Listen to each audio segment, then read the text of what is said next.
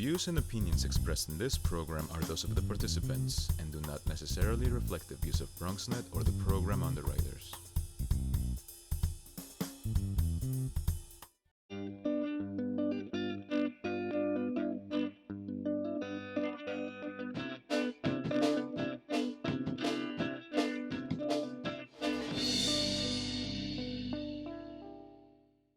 Welcome, good people of the Bronx and beyond. My name is Henry Ovalles, and I'm your host for Life in Art.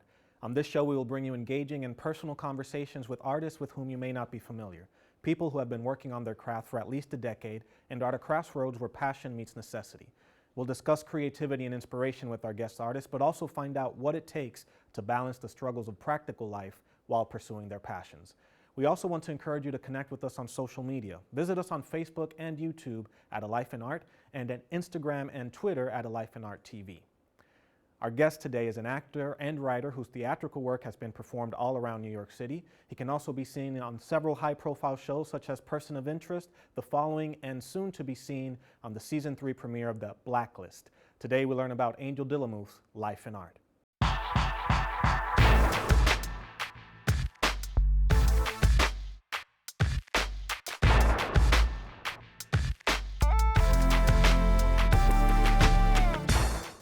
And we are here with my good friend, Angel Dillemuth. Angel, thanks so much for coming on the show, man. Thank you for having me, man. I know I've been harassing you for a while since we started to try to get you on here. Now we got you. And you're here on a special day. We have mugs now, so it's very official, just so you know. Yeah, it's pretty cool. Right? You need to find out who designed this and That's what get I'm them saying. on the show. Oh, yeah, Louise Bonzon. We will probably have her on the show at some point. So, Dillemuth, you were my first college friend. At Lehman College is where we met, and we were in the same block of classes that freshman year, so we took every class together. And I think first or second day they asked, what people wanted to be, and you were one of the ones that said, oh, I want to be an actor. So I'm like, all right, that dude, he and I, we're going to do some things together. And it kind of has worked out that way. Yeah. Even though you yelled at me about not knowing who Stanislavski was. Oh, we'll get into that, First. don't you worry. We will get into that. But let's get started with your life and how you started. Where were you born? Where did you grow up? I was born in the Bronx, Soundview section. Mhm. Grew up Soundview, and I'm still in the Bronx. Got it. And then as far as elementary school, middle school, sort of in that area as well? Yeah, for the most part, I went to Catholic schools. I went to Blessed Sacrament for like kindergarten through 8th grade. Okay. And I went to Cardinal Spellman, For high school? for high school, which is in Baychester section of the Bronx. Right. So you pretty much had a Catholic upbringing? Yeah. Right. And from elementary school, you have, I know this, you have like the same core group of friends that you guys have been friends all that time, and that's pretty rare. Yeah. Shout out to Jerry and Corey. Jerry, Corey, Danny. Danny, Carlos. Yep, Carlos, that's Yeah. right. So, yeah, I mean, what has that meant to you, having that same group of friends, see you grow up and see you change and see you, Well, going from one thing to the next? For me, it's really great because we all know each other. Right. Like, we know when we're lying to each other. We know when we're, like, fooling around. We know when we're being serious. So, like, we know how to work around each other. And then I also think, like, for myself personally, there's certain things that I admire about each one of them. Right. So that's why I keep them around, because I'm continually growing and learning from them. Yeah. And I think it works that way all the way around for No, for sure. all I mean, of and us. you guys keep each other honest, because if you're, if somebody's sort of straying, they'll be the first to call you out on Yeah, stuff. yeah, which it doesn't always work out like that all the time, but Okay. for the most part, yeah. It does. All right, so talk to me about your family life. You were raised by your grandmother, right? Yeah, I was raised by my grandmother, my aunt, and my uncle. They're siblings, Okay. and the reason being is because, my parents were addicts, and, I had to go live with them just because my parents had their own issues and Right. things that they were going through, which they're fine now. Well, I that's great to have a hear. great relationship with them now, but But throughout your before- childhood and Yeah, before just growing up, that was really, really rough for me, especially with my mother. oh, I'm sure. And, I grew up with my grandmother, my aunt, and my uncle, and I think they did a pretty good job for the most part. I'm a little crazy, but I concur for the most part. yeah. So at what very- age did you go in and move in with your grandmother? Do you know? I think I was with them ever since I was a kid, Got it. since I was a baby. And Got it. then maybe like a year or two with my parents, and then went back there. But Also a little bit of back and forth but not too yeah, much. but for the most part, just My entire life. And how many siblings do you have? Immediate siblings that I grew up with, I have 5 that I grew up with, 2 older brothers, Mark and Thomas, and 3 younger sisters, Christina, Kathy, and see, Kathy, we call her Carmen too, so I was going to say Carmen, but it's Cecilia. I was going to say it's not that many. No, Kathy and Carmen, it's the same person, but it's like I see. switching names. And then I have half siblings in Baltimore, which I know, and they're great people. So I have a lot of family. Right. And what's your ethnic background? What's that make up there? Puerto Rican, German, Irish, Italian. Right. So is it on your mother's side Puerto Rican? Yeah. And then on your father's side is the German? Yeah, is all the other stuff. And that's where Dillemuth comes from, that last name? Yes, sir. Dillemuth. Okay. All right. So talk to me about when you were bitten by the bug. When did you start getting into acting, and how did that start? Well, I actually started acting in the church. It was a way for me to not be home all the time, and then my 2 older brothers, Mark and Thomas, were doing it. And don't tell them this, but I kind of wanted to be like them, you know what I mean? Being the younger brother, they're doing this stuff, and it's like, oh, I want to do it too. And it was also a way for me to not be home and to not deal with the stuff I was dealing with emotionally, which is, not having my parents. Yeah. Like that was a big escape for me. Sure. And then, it always helps being in the church. And, it's everybody you're going to school with. So, it was just a lot of fun, right. For the most part. There were some tough times. Yeah. But, started off in CAC over in Blessed Sacrament, which was really a godsend for me. And CAC is a catechism? No, that was the name of the program. And it was named after Carlos Anthony Camacho, who he unfortunately passed a few years ago from cancer.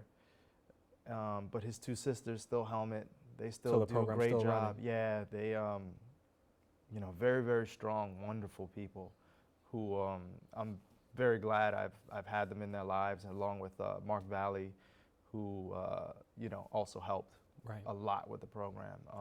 Right. Yes. So what kind of shows were you guys doing there?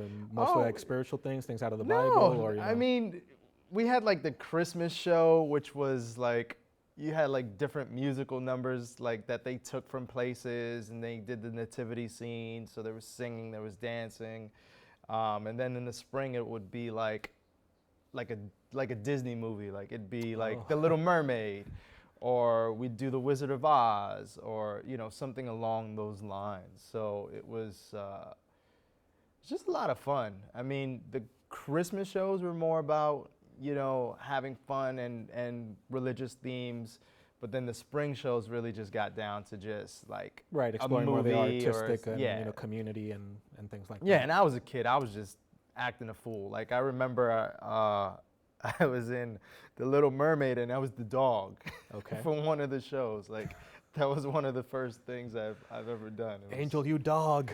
Yeah, I was the dog. All right, so let's actually stop right there, our first segment with the dog. We have to take a quick break, but we'll be back with more about Angel Dillemuth when we return.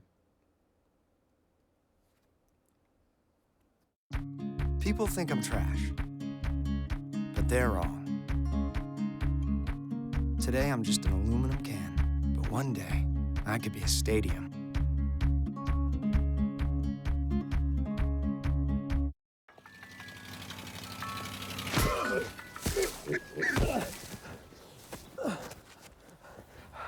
So, same time next week?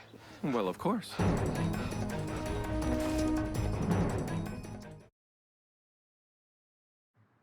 How can I help my daughter with her reading? Searching for help with Dachshund Reading. How can I help my daughter with her reading? Information on hot water heating. No. Sarah's bright, but when she's reading, she has trouble sounding out the words. World music, playing track now. No. Let me try. Our daughter gets confused about which details in a story are important. Which paper towels are most absorbent? What? Here are 5 product reviews. Why are you not getting me? See, I told you. Wait, I was trying to show you how Sarah feels every day. Frustrating, isn't it? Redirecting to understood.org. For the 1 in 5 kids with learning and attention issues, this is what life can feel like. Explore understood.org, a free online resource about learning and attention issues, designed to help your child thrive in school and in life. Understood.org, because understanding is everything. I already knew that I was going to go to college, from a young age. I definitely want to major in political science, become the mayor or something, make the situation better for other people. My name is Justin, and I am your dividend. Teachers today are finding new ways to instill old lessons, proving that greatness can be found in everyday places and that you don't need to be famous to be unforgettable.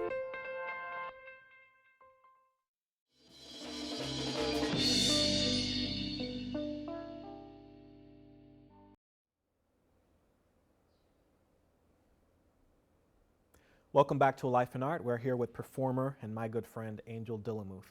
So Angel, we had talked about sort of you growing up, wanting to emulate your brothers that started with acting in the church. So talk to me a little bit more after you leave, high school. When do you start getting more serious into seriously considering acting as a career and as a passion? Well, senior year of high school, I had taken a break from acting for the most part when I went into high school. Then senior year of high school, I was like, well, let me audition for the show, and it was Grease. And as I was auditioning, I was just like, I can't do anything else, Wow. And this is from auditioning. Then it was just like, I hadn't done it in years, and then it was like, I'm gonna go audition. Then I'm getting ready, and I'm just like, this is what I have to do. And I eventually get into the show. Right. But like, I don't get like one of the leads. I get like ensemble, and I had a good time. Even though I don't like musicals, I'm not a musical person. I just wanted to be a part of it. Hear ye. That's right. We have to write the musical. Yeah, about hating musicals. Exactly. Trademark. Don't steal that. So yeah, and then in high school, I graduated, and then I took really bad advice from one of the teachers there, which was like, oh, you don't got to worry about, getting a coach or going to a school, just throw yourself out there. Oh, so you actually started auditioning without any training? Yeah, or anything. yeah. I mean, which a lot of people do, so. I went and I tried to throw myself out there, and when you have no guidance, you get taken advantage of, you lose a lot of money, you lose a lot of time, and then I decided to go to college.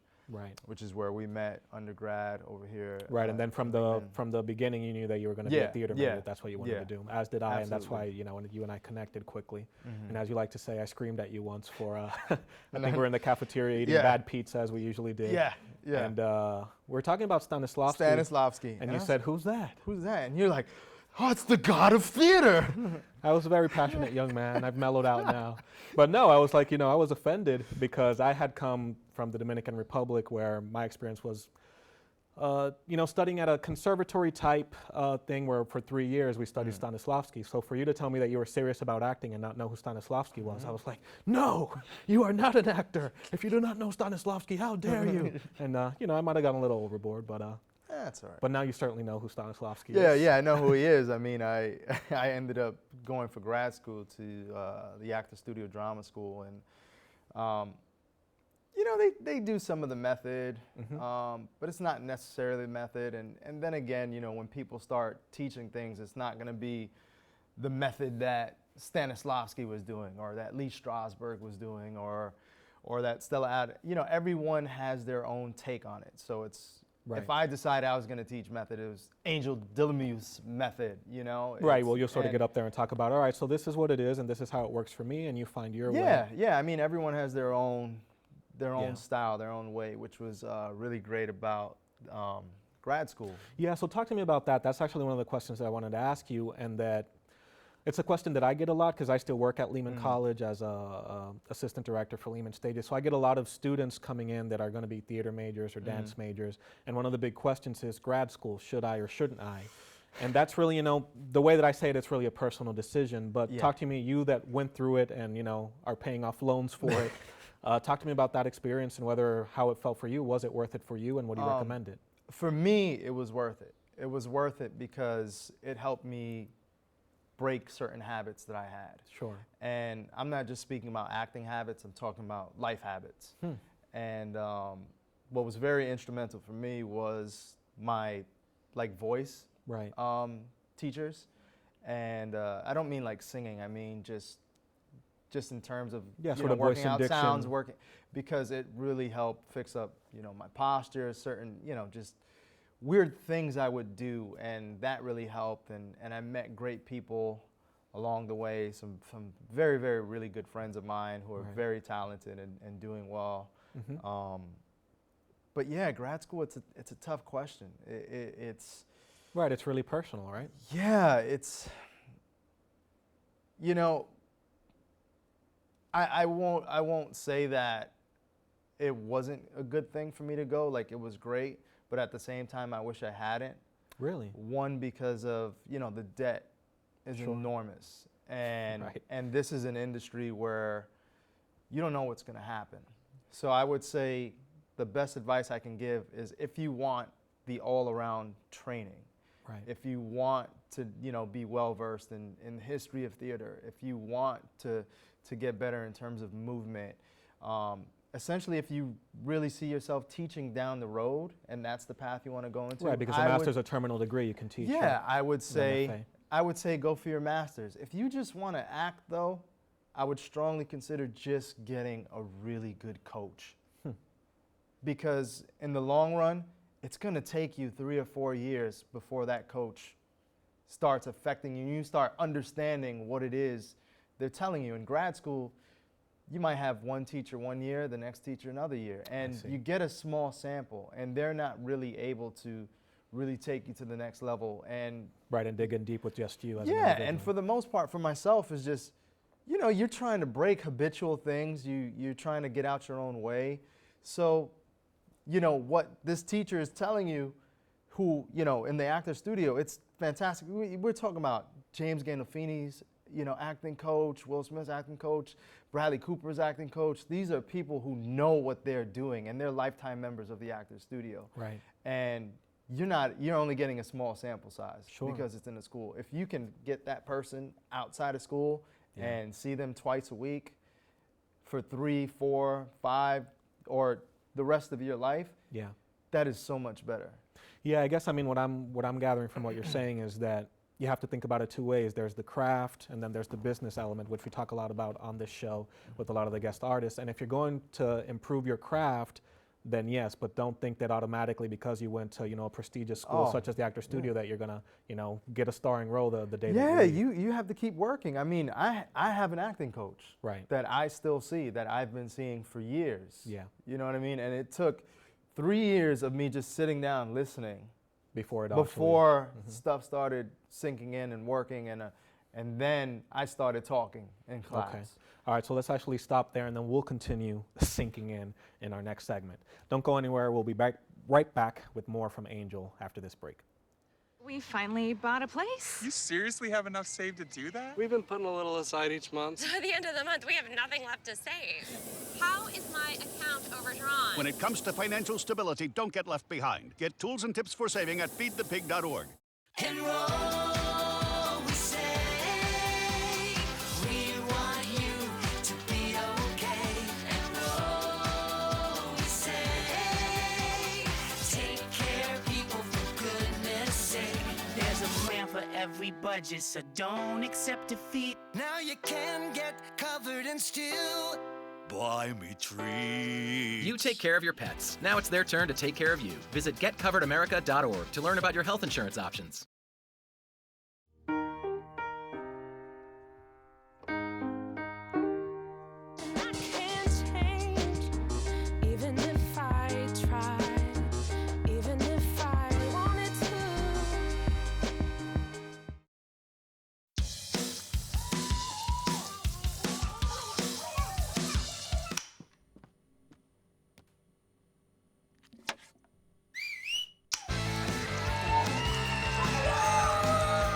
Don't let E. coli mosh with your food.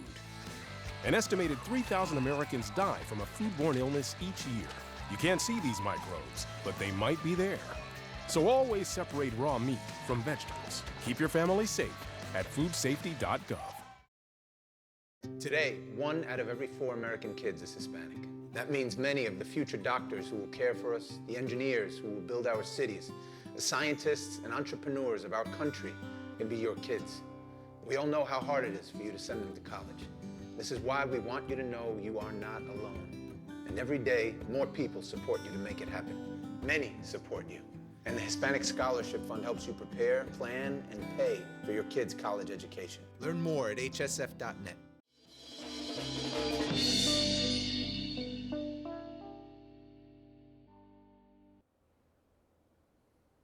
And we're back on A Life in Art with Angel Dillemuth. So Angel, we left off talking about you getting your master's degree from the Actors Studio and your advice for other people, and you talking about how beneficial it's been for you to have an acting coach, and that it took you like 3 years before the things that coach was telling you actually, you know, for you to understand it really and start implementing it. So talk to me a little bit about that. Now moving into the business side of it, there's things that you have done that you thought about early on about getting yourself out there. Like you were my first connection to off Broadway. You know, you brought me along as an actor and then later as a director and things like that. So you started creating material for yourself. Talk to me about the importance of that and a little bit about your experiences, you know, moving into the film industry, starting as an extra and all of that. Just Well, I don't suggest extra work to anyone who wants to be taken seriously because they will not take you seriously. Even if you're doing it as a stepping stone? No, I mean, if you do it once or twice, yeah. But otherwise, it's really looked down and frowned upon. So I don't suggest it unless you do it a few times or if you find a way to, you know, somehow do it 3 times, you know, get waivered and to get your union SAG-AFTRA card. card, Then that, but otherwise, no. I was turned off very quickly from that. You actually invited me, I don't know if you remember, to this open casting call to Will Smith's I Am Legend. And that audition was, they asked you to take your shirt off and asked you if you would be willing to shave all of your, you know, your head and all your body hair, and I'm a hairy man, and basically go into the camera and do like these, like, you know, monster, zombie, whatever things. And I was like, yeah, that's made me feel like less of a person. But you actually got cast. I didn't get it, and you got it. And then you were like, you know, shooting scenes at 3 o'clock in the morning by the pier, freezing. And then in the movie, didn't they end up like not using just going CGI? They stopped using people like a week into the thing because I don't know, it wasn't working. All right, so you got a little bit of money, but yeah, that was my first experience into like, oh, let me try this extra thing. I'm like, nah. Nah. But I mean, there are people that have made careers of it, of just being an extra, and people that have used it as a stepping stone and that are happy with it. I guess at the end of the day, I mean, if you're happy with it, then, you know, more power to you. It really comes down to what you want. I know for me, I'm not happy doing that. Right, so what was your, so you did extra work, you know, for a while, and then how did you, you know, start doing, you know, the 5 unders and the... Well, I mean, there were like some auditions and things I went on in between, and I got a couple things. I did independent films. I was always creating my own stuff, and then just really from really working with my coach and looking back at things that I've learned and experienced at the Actors Studio. It's helped me open up to understand more about myself, because what this craft really comes down to is you knowing you personally, not on a surface level, not just, oh, you know, my name is Angel, I was born in the Bronx. It goes down to those private moments. I feel you know, the moment like me going into my past and speaking about a particular time in my life that I'm able to bring to my work, because essentially what you're doing is you're bringing your life to the work. You know, and you have to think of the writing and your life as a joint account, and it comes together. And the writing has to inspire you. It's not about memorizing lines. It's not about playing a character. For the most part, you're taking parts of yourself that are being inspired from the writing and blending it together. Which is why a lot of people can't do it. I mean, it's very, very difficult. It's not an easy thing. So talk to me a little bit about you as a playwright. You've written, you know, a few plays that have been produced not only here in New York City, but, you know, in festivals in DC and all of that. When did that come into your mind? Was it sort of a strategic move, or was it an artistic outlet that you needed to, you know, get these stories out? Well, with writing, who really pushed me was William Hoffman. Okay. when I came here. Yeah, William Hoffman, the famed playwright, wrote As Is and is on faculty at Lehman College. Yeah, he really pushed me to do it, and it's really become an outlet for me, and a way to explore different things that I haven't necessarily dealt with in life. Sure. Like a lot of my shows have like relationships with brothers, because I've had a somewhat of a rocky relationship with one of my brothers. Even though I love him, right? There's still this. We don't always see eye to eye, which is family, and so you're exploring relationships, and you also have to create. You have to create your own work at the same time too, because if you're just waiting around for a phone call, no one's going to come knocking on your door. Exactly. And I actually got one of my mentors that way. That I was standing in on a show for a full season, and I had a play that I wrote, and I had done a couple things. I had like an okay reel, and all like the different producers on the show, because I got close, and I gave them all like packets of material, and one of them, kind of latched on, and he's becoming a mentor of mine. This is a person that I've known for about 4 years now. Okay. And would you care to mention his or her name? Yeah, I'm not going to say the name. Okay. You don't want other people stealing him from? No, not that. But I don't know if he would be okay with me saying. Oh, I understand. So, so it's one of those things where it's like, I have someone I can lean on, and the fact of the matter is, you create work and you do things and you believe in yourself, and you really have to present yourself in the best way. Right. And that opens up some doors. Okay. And I've been very fortunate to.